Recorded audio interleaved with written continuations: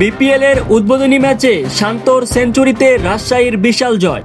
BPL 2025-26-এর এক উত্তেজনাপূর্ণ ম্যাচে রাজশাহী ওয়ারিয়র্স সিলেট টাইটান্সকে 8 উইকেটে পরাজিত করে।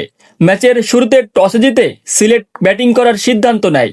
নির্ধারিত 20 ওভারে সিলেট টাইটান্স সংগ্রহ করে 190 রান 5 উইকেটের বিনিময়ে। দলের পক্ষ থেকে পারভেজ হোসেন ইমন ছিলেন সর্বোচ্চ রান সংগ্রাহক, যিনি 65 রান করেন। লক্ষ্য তাড়া করতে নেমে রাজশাহী দল শুরু থেকেই আক্রমণাত্মক। ওপেনিং জুটির দারুণ পারফরম্যান্স এবং নাজমুল হোসেন শান্তর অসাধারণ সেঞ্চুরিতে দলকে মাত্র 19 ওভার 4 বলে জয়ের লক্ষ্যে পৌঁছায়। অন্যদিকে মুশফিকুর রহিমের সমর্থনও জয়ের পথে গুরুত্বপূর্ণ ভূমিকা রাখে। বোলিংয়ে রাজশাহী দলের সব সদস্যই গুরুত্বপূর্ণ ভূমিকা পালন করে। সিলেটের ব্যাটসম্যানরা কোনো বড় জুটি গড়তে পারেনি এবং প্রায় সব ব্যাটসম্যানকে সময় মতো আউট করা যায়।